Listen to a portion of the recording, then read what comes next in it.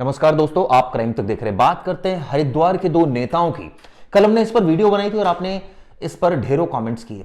किस तरह से एक नेताजी जिनका नाम प्रणव चैंपियन है, उन्होंने अपनी हथियार निकाल लिया था और उमेश कुमार जो एमएलए हैं खानपुर के, उनके घर पहुंच गए, ऑफिस पहुंच गए और वहां पर उन्होंने फायरिंग करी। ये सीसीटीवी भी फुटेज सामने आई है। इसमें आपस में दोनों समर्थक जो है वो गुत्थम गुत्था हो, ये भी फुटेज सामने आई है। सवाल ये उठता है कि ये कैसे नेताजी हैं, ये नेताजी हैं या इनको क्या बोला जाए।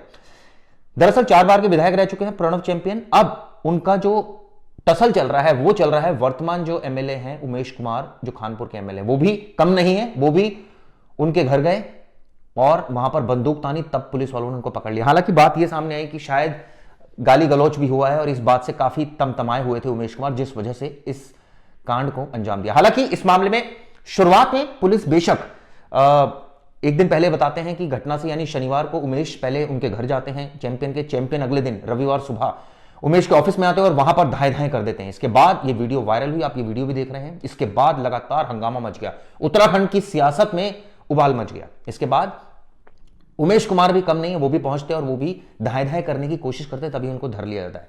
बाद में पुलिस ने त्वरित कार्रवाई की। इस मामले में एसएसपी हरिद्वार की तरफ से कार्रवाई की गई और जो आरोपी हैं यानी कि प्रणव चैंपियन, उनको गिरफ्तार किया गया। इसके बाद उमेश कुमार को भी गिरफ्तार किया गया। हालांकि दोनों के लाइसेंस सस्पेंड करने के लिए प्रशासन को लिख दिया गया है और इस मामले में अब बेल हो गई है उमेश कुमार की। हालांकि उनका ऑफेंस सिर्फ इतना था कि उन्होंने पिस्टल लहराई थी, लेकिन चैंपियन ने गोलियां चलाई थी। इस वजह से उनको पुलिस ने अरेस्ट कर लिया, जेल भेज दिया। फिलहाल इस मामले की जांच की जा रही है। लेकिन सवाल ये उठता है, क्या नेताओं का ये कॉन्डक्ट ठीक था? जिस तरह से दोनों नेता अपने इलाके के पुराने नेता हैं, मैं ये कहूंगा 4 बार के विधायक रह चुके हैं बीजेपी से, तो क्या ये शोभा देता है आचरण? सोचना चाहिए कि किस तरह से उन्होंने बिहेव किया, गाली गलौच क्यों सोशल मीडिया पर की जा रही थी, और उसके बाद यह तस्वीर जब सामने आई तो नेचुरली कानून और व्यवस्था पर सवाल हुआ। लेकिन पुलिस ने भी कार्रवाई की, इस मामले में त्वरित कार्रवाई करते हुए आरोपियों को गिरफ्तार किया। अब इस मामले में क्या कहना है पुलिस का, ये सुनिए। लेकिन इससे पहले मैं आपको बता दूं, इस घटना में जो उमेश कुमार का जो कॉन्डक्ट रहा, उन्होंने पिस्टल लहराई, इनके बारे में थोड़ा बता देता हूं आपको। इनके ऊपर दिल्ली में एक बलात्कार का मामला दर्ज हुआ था। ये पॉलिटिशियन है, इससे पहले प्रॉपर्टी डीलर थे। इनको हेलीकॉप्टर वाला नेता भी कहा जाता है। कई सारे ब्यूरोक्रेट्स, कई सारे नेताओं के करीब है। इस वजह से इनको इन्होंने निर्दलीय चुनाव भी लड़ा अपने बेसिस पर। इनकी जो घोषित इनकम है वो 50 करोड़ के आसपास है और दबदबा काफी रखते हैं। हालांकि ये चुनाव जीत गए 2022 में और उसके बाद से ही तनातनी चल रही है चैंपियन और इनके बीच में। चैंपियन भी कम नहीं है, उनका भी इतिहास मैं आपको बताता हूं। चैंपियन 4 बार के विधायक रह चुके हैं। इससे पहले वो हथियार लहराने का उन पर आरोप लगा था, वीडियो भी वायरल हुई थी। एक बीजेपी के नेता को भी धमका दिया था, बीजेपी ने पार्टी से निलंबित कर दिया था इनको।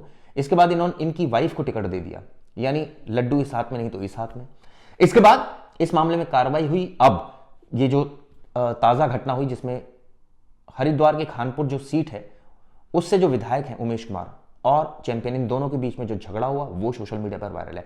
क्या ये कॉन्डक्ट सही है? इस बाबत क्या कहना है पुलिस का, जरा सुनते हैं। आज दोनों ही कुमार प्रणव चैंपियन और उमेश शर्मा को पुलिस अभिरक्षा में न्यायालय में पेश किया जा रहा है और पुलिस रिमांड के लिए न्यायालय से आग्रह किया गया है। इन दोनों के जो सुरक्षा इनको दी गई है उसको रिव्यू करने के लिए हम लोगों के द्वारा शासन में एक यहाँ से पत्राचार किया जा रहा है, क्योंकि सुरक्षा का दुरुपयोग के संबंध में जो आरोप इन पर लगते रहे हैं उसकी एक बार रिव्यू शासन के स्तर पर किया जाना आवश्यक है। साथ में इनको जो लाइसेंसी जो असले इनको दिए गए हैं उनको तत्काल प्रभाव से उनको निलंबित कराया जा रहा है और जिन भी व्यक्तियों के पास ये असलहे हैं, जिनके पास ये लाइसेंस हैं, उनको तत्काल जमा कराया जाएगा और इसमें कोई भी व्यवधान आएगा उससे पुलिस सख्ती से निपटेगी।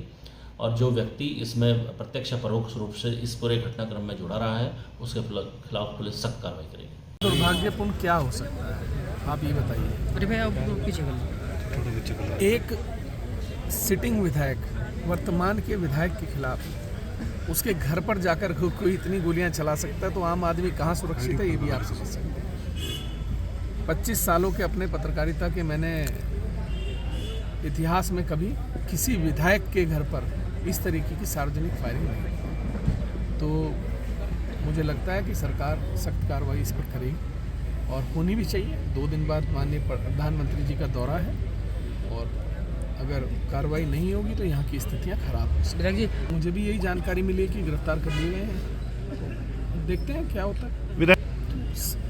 सार्वजनिक वीडियो हैं, सार्वजनिक सीसीटीवी फुटेज हैं, ऑडियो हैं, क्योंकि हमारे यहाँ जो सीसीटीवी लगे हैं उनमें ऑडियो भी रिकॉर्ड होता है। तो पूरे देश ने अब तक देख लिया है कि एक गुंडा पूर्व विधायक भाजपा का एक नेता किस तरीके से सार्वजनिक तौर पर गोलियां चलाता है। तो मुझे लगता है बहुत दुखद है, समझना चाहिए और कार्रवाई होनी चाहिए। पत्रकार महोदय ने कहा कि गिरफ्तार कर लिए गए हैं, तो कार्रवाई हुई होगी तभी गिरफ्तार हुए। विवाद का कल चुनाव हारने के बाद ढंढेरा सीट भी हार गए और लंढोरा सीट भी हार गए।